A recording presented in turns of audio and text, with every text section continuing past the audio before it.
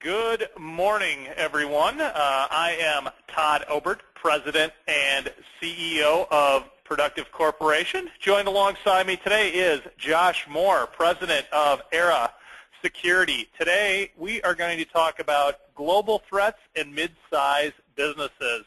A lot of times, businesses that are in this mid-market do not think that they are on the radar of some of these global threat makers and nefarious characters. But Josh Moore is going to talk to us today about how that might not be the way to look at it. Very excited to hear what he has to say. I've been in plenty of presentations with him, and so I think he's going to sum it all up today in a nice, tight bundle that will last 30 minutes or less. If you've been to our events in the past, you know how we do it. We meet productive in 1 minute.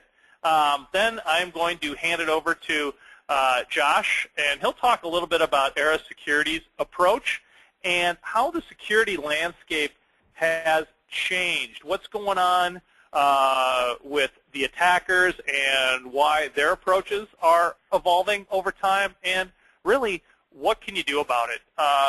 We're going to encourage you to utilize that chat feature to, chat me a question that we can get answered throughout the presentation. The more interactive, the better. We love to get your feedback, and once again, we put these on for your benefit. So let us know what you like, what you don't like, and let us know what questions you have. With that, I say, giddy up. We are going to meet productive in 1 minute or less. So who is Productive, ladies and gentlemen? Well, I'm glad you asked. Productive is a security and storage software expert for mid-sized companies. We have a dedicated staff that can help you with licensing, technical questions, implementation assistance, all of this at Productive Corp. We also implement, test, and optimize the products that we sell. We do security assessments, we do penetration testing, we do configuration and UTM optimization. All of this we offer you. In addition, we produce a lot of content like these web events and white papers and a YouTube channel all about security and storage in the mid-market. You can find all of this at productivecorp.com/content. The bottom line is we have the resources to help you. Help at productivecorp.com, 800-726-4099. We are here to help. And all right, one of the ways that we help is by putting on these events. Like I said at the top of the hour, we have Josh Moore from Era Security here to talk to us about global threats in the mid-market and how they work together or how they work against each other, what you should be thinking about. Really excited to have Josh with us today. Not only does he work with companies like yours every day, he's also a published author and a very renowned expert in the area. So let's give a large virtual round of applause to Josh Moore. Josh? Hi. Thank you for having me on here, Todd. I am going to bring up my screen here, and with any luck, you will all be seeing a view of my screen. Can you confirm that's working? Okay, yeah. Wonderful. So a quick overview as to who I am and why I'm here, hopefully in less than a minute as well. I basically started my company to focus on kind of why security fails even when companies try to do the best they can. And what I discovered is a lot of the security advice that's out there presumes a sort of best case ideal type of scenario. It doesn't really consider the fact that resources change over the life of projects and over the life of companies. Also, there needs to be a recognition that 100% security is not possible. I also found a pattern where businesses were focusing strictly on technology to magically make things better, and that resulted in an atmosphere in which security was being increasingly isolated from the business as a whole, which resulted in very long and expensive security project cycles. So I basically built my company in the exact opposite direction. I like to realize and recognize that resources do in fact change over time, and that to truly succeed you have to look at doing a little bit better each day instead of trying to do what's called the apple cart upset and change everything all at once. I like to balance the needs of both technology and people and make appropriate decisions there, and really help to integrate security directly with the business. Technology does matter, but technology alone is not going to solve the problem. And oftentimes, changing practices alone will not solve the problem either. So the whole idea behind this type of approach to security is to have short iterative improvement cycles and really focus on identifying what's going on in your environment, what's going on in the threat landscape, and ways in which we can really take advantage of what's going on to help you out. So with that in mind, let's get into the presentation contents. There we go. So security fundamentally has changed. There was a time when we once viewed attackers as being sort of lone wolves. The idea, the image in the media is of an attacker sitting in the basement, just trying to branch out and take over as many systems as possible. Basically lone wolves taking out targets from afar. But that's not entirely, and this resulted in stress on system administrators. But back in the day, when all this started, we really viewed the world as a sort of one-on-one type of scenario. But that really stopped being the case a few years back, because attackers started to share knowledge. Over time, they formed groups and engaged in advanced planning. They would find one attacker that was really good at writing malware, another attacker that was really good at convincing people to click on links, somebody else that was really good at stealing the data, getting it out of country, and they've all really been working together at increasing levels over the last several years, which has resulted in this massive escalation in the type of attacks that we're facing. So, they're causing much more damage, they're stealing a lot more data than they once were able to do, which has resulted... Well, Josh, like you said, right, it's all this specialization, right? Any industry that matures, guys are coming out with specific skill sets, right? That's true, yes. And and as the skill sets improve and the skill sets get better, that results in a higher level of escalation against businesses of all types. And what as defenders we need to realize is that as these more dangerous attacks come into us, that everybody's really a target. Large businesses are often facing thefts of money and intellectual property, and which we see in the news all the time. But what we don't see in the news all the time is that small businesses face exactly the same thing. We see a lot of these attackers coming from overseas, basically using the difference in the value of the dollar to their advantage. Because if you can hire programmers from third world countries to write attack tools for you and to help launch attacks, then any money you can take is going to be at profit, much in the same way that U.S.-based businesses shift development resources overseas. Attackers are doing the same thing. Also, the attackers can launch numerous attacks, because if they're launching from outside of the U.S.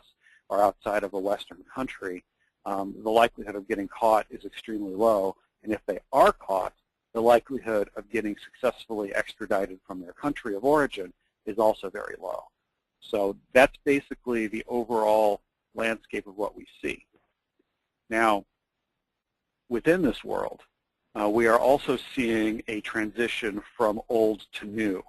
That's in terms of technology, in terms of business process. And there's nothing terribly new about this. It's just relatively new in terms of how it's affecting us technologically. There used to be, way back when, a lot of the large houses had butlers. And the butler's job, among other things, was to convey messages to the other big houses. Well, over time, that was replaced by the Postal Service, then by the telephone, and then by email. But what's interesting is even though we have email, a lot of us still use the Postal Service and still use the telephone. The old technologies and the old ways of doing things never entirely go away. And where that becomes interesting is when you look at it in terms of attack processes. Because the old attacks never really go away, whenever you have a business or a computer connected to the internet, you are facing brand new cutting-edge attacks, but you're also facing this constant deluge of the old attacks. In the financial world, we see a lot of denial of service attacks and malware focused specifically on stealing money. In the research and development arm of different businesses, we see intellectual property theft. And in the small and medium business space, we still see a lot of the traditional malware attacks as well as customized attacks along these other lines. So since these old attacks never vanish, you can't ignore them, but you can't ignore the new threats either. So in order to really succeed against these sorts of security attacks, you need to understand the threats that you truly face, which is where attack tiers really come in. Now, the attack tier concept is one that has been discussed in various internal information security groups over the years, and there's nothing terribly new about what I'm saying. The way I break them down, though, is the way I see them. It's just a way to really look at kind of what we're all facing. So at tier 1, the bottommost tier, left-hand side there, is what I call the background radiation of attacks. If you plug a system into the internet, you are automatically exposed to a certain level of attack. The people running these attacks are focused really on collecting systems, trying to get as many compromised computers as they possibly can to use later.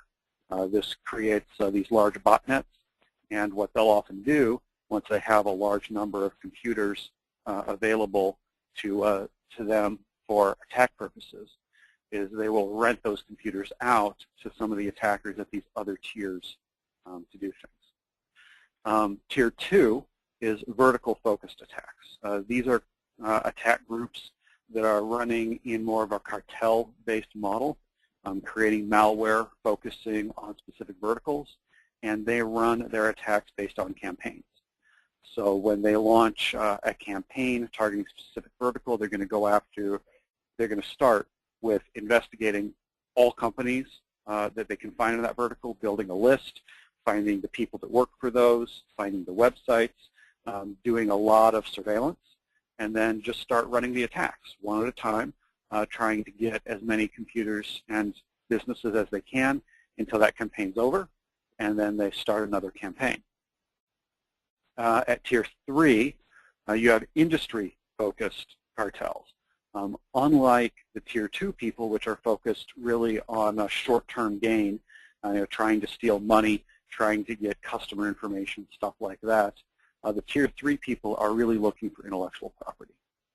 These would be companies that would potentially be making new pharmaceutical drugs, making new manufacturing goods, things like that. And if an attacker can steal intellectual property and sell it to a competitor, often a competitor based outside of the U.S., then they will get significant gains and will be able to succeed.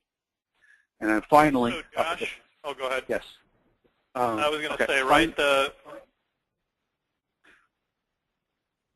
you go. Go ahead, Todd. Okay. The final one, tier 4, is the targeted, highly targeted attackers.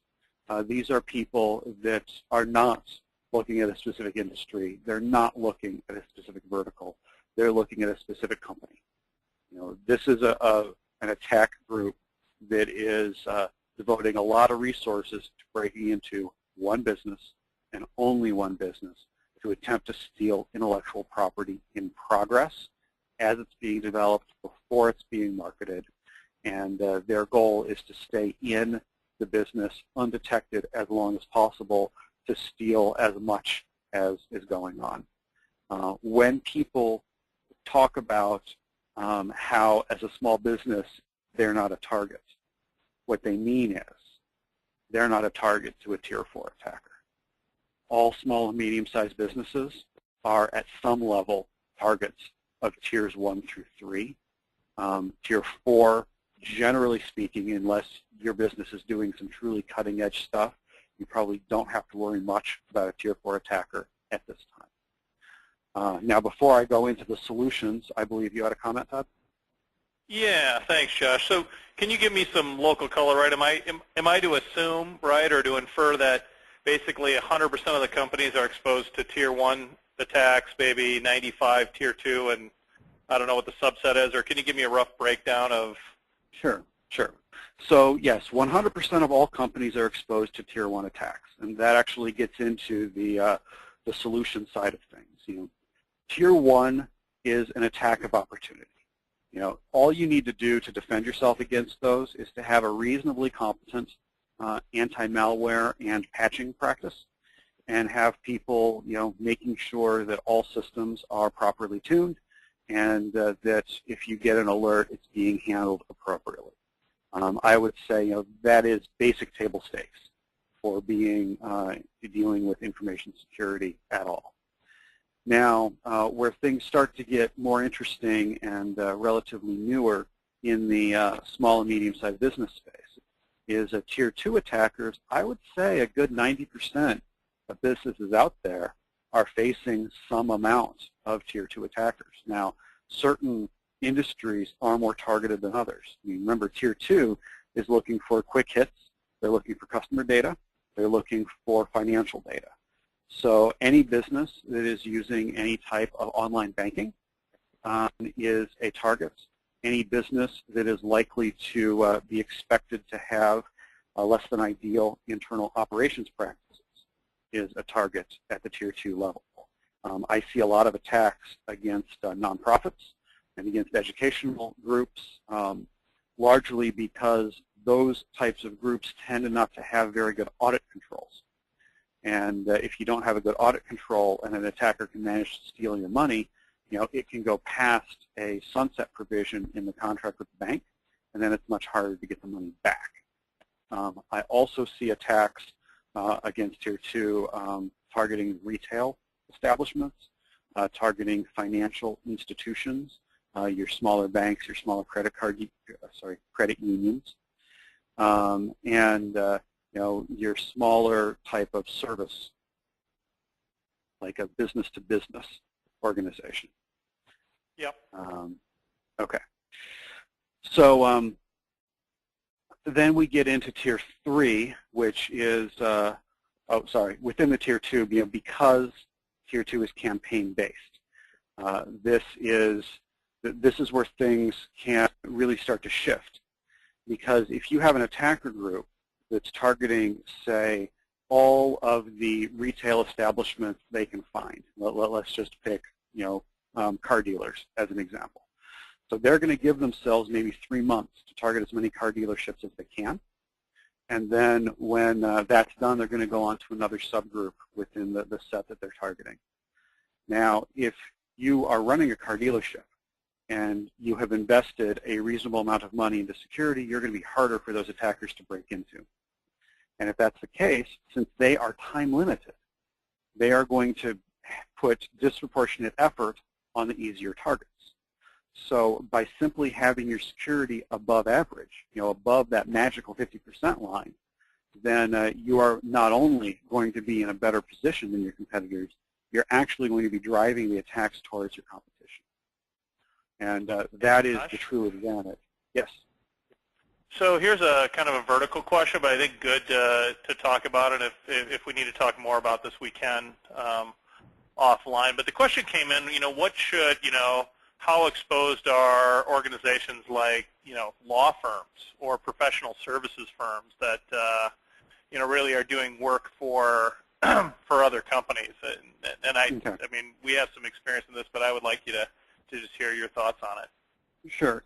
In general, a business-to-business type group is going to fall, and not fall under, but get attention from what I call the Tier 3 attackers. And where that gets interesting is if you're one of those businesses that does a business-to-business type relationship, you have to be aware that you are not only facing attacks against your own business, you're facing attacks against your customers' businesses as well, which is why I put business-to-business in Tier 3. Because Tier 3 is, in order to be successful there, you need to not only have good anti-malware or whitelisting or sandboxing capabilities, you need to have good monitoring and operational practices, because you need to be able to identify attacks earlier in the process and identify, okay, is this attack going after me? Is this attack going after my customers? Is it going after my customers? Which ones? When do I bring my customers into the fact that they're being attacked through the services I provide to them? This is the kind of thing that if, to use the Target example, which was in the news recently, if Target's vendors had had an operational practice around this type of awareness, then they would have been able to give Target a little bit of an earlier warning that they were being targeted through their own company. Really, and you see, right? I mean, we're seeing these companies that they don't have a compliance need, but they need visibility, so they're looking at SIM-type solutions, right? Or we're working with Josh, and they're doing security process-type stuff to give them the proactive visibility. Yeah, and what this is really driving towards is the fact that a lot of the attackers out there are engaging in a tremendous amount of information sharing. I mean, their attacks are growing more and more robust and resilient day to day. And in order to really protect against them, we have to have something similar on the defense side. So it's all well and good to have an antivirus company that is helping you and collecting that data, but the antivirus company is not going to see what's in the logs, on your servers. Your customers are not going to see what's going on your systems. So in order to really build a resilient defense, there has to be, first of all, monitoring and awareness, and second of all, willingness to go to a customer and say, hey, we're seeing something, we think we're okay because we have this protection in place, but you should know that this is going on. And that'll give them a heads up, which will help them out, and more importantly, it'll give you a documented process that shows that you did your due diligence and you knew something was going on. So if they end up getting hit, your name's not going to be the one in the news. All right, we're rolling right along here, Josh. We've probably got about 8 minutes or so before the midpoint of the hour, so just to give you the heads up there. All right, sounds good. So finally, looking at the Tier 4 attacker, the Tier 4 attacker is going to know the network better than you do. Those attacks are going to be customized, and the defense will need to be customized as well. As I said earlier, it is unlikely in the small business space you're going to see much in the way of a Tier 4 attack. So knowledge really is your best weapon. In order to win against these sorts, or even survive against these sorts of attacks, you need to know your organization and know how it fails. You need to know your weak points so you can know when they're exploited. And you need to know what you need to learn so you can develop a plan. Once you have a plan, you can look at how security is going to fit into the organization. And that gets into where does security fit. Okay. The ideal, as everybody knows, is to build security directly into a process. And this is a cheaper way to do security all around, but the problem is who really understands the system before they use it. You can't really judge how much a system is worth until it's used, so you don't really know which security approach to take. Nobody wants to spend $1,000 to protect a $100 system, but you also don't want to spend $100 to protect a $100,000 system. So what a lot of people wind up doing is adding security after the fact. Basically, once you understand how things work, you add security. It's maybe not going to work as well as built-in security. It's not going to be as cheap as built-in security, but it does work. And it does require knowledge of how the system works and how the businesses work, so you can add the security later. Now, the problem is systems tend to break down over time. And a lot of us have broken systems. Some systems you can't upgrade because it's too expensive or too disruptive to change. Some you can't get rid of because business processes, even if they're older, still bring in money. And you can't really secure the older systems either. Any systems built on Windows XP and soon Windows 2003 just cannot be secured because Microsoft doesn't supply the patches anymore. So you have to do something there. What a lot of companies choose to do is to build a kind of a security wall that protects the older stuff, the more legacy stuff away, wall them off, and wait for the old processes to die, basically. You can take the old systems out of service. Now, the problem is walls can be expensive, and the expense doesn't always provide direct business value. And it's not a permanent solution because the walls are built out of technology too. And if technology is going to degrade over time, your security layer will degrade over time as well. Which brings us to a situation where most businesses are, where you have some systems that are working great, some business processes that are working great, and you have others that are kind of being ignored. And the longer they're ignored, the greater your risk grows. And this is precisely the situation that attackers usually get in. There's Tier 2 and Tier 3 attackers that I mentioned. They will focus on trying to find these areas of weakness so they can exploit them and come in through them, take what they want and get out without being noticed. So how can we do better? One of the ways is through loose coupling. And this is where you build a system so that the different pieces can be swapped out if needed. Now, this is counter to the way that a lot of the really large software vendors want things to go, because as a software vendor, if you can sell a big piece of technology that's large and complex, that's hard to move off of, that business selling you the technology is going to have a customer longer simply because it's harder to get away from it. And it's easier to build technology that's hard to get away from than it is to build technology that's robust and flexible and helps you actually run the business.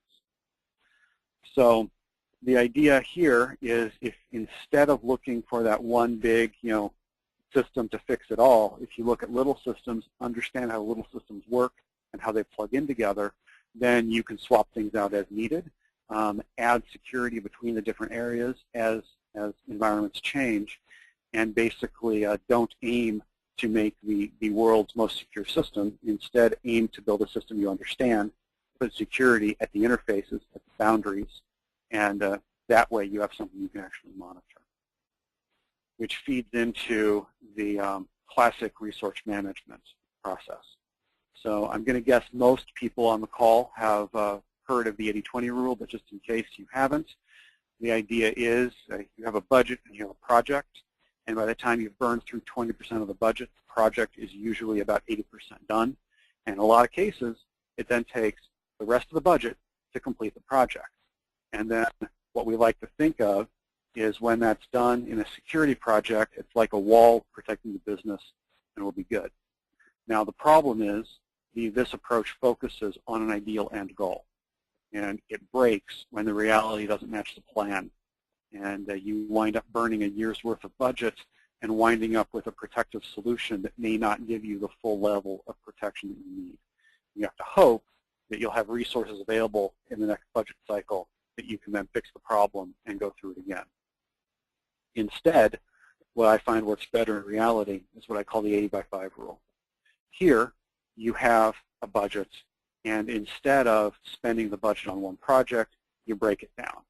And you spend 20% on a 80% effective wall, and you recognize that if you were to spend the rest of it on that same type of solution, you would wind up never hitting 100%, because security can never be perfect, and you wind up with a security gap. So, you want to shrink that gap, but you have to recognize that gap is always going to be there. One way to deal with that is to take the budget that you have and spend it on multiple projects. So you spend two 20% chunks of the budget on two projects that will get you 80% levels of security, and you then have budget left over to spend on other types of projects. This then gives you a multi-layered approach, and more importantly, it gives you different types of technologies, different types of projects to plug into different areas of the business, which can give you important data feeds to identify that type of monitoring and the type of awareness that you need in order to truly protect the business. And that way, you can survive until you get to the next cycle and adjust accordingly. It gives you a lot more flexibility by doing these smaller projects and gives you much better defense.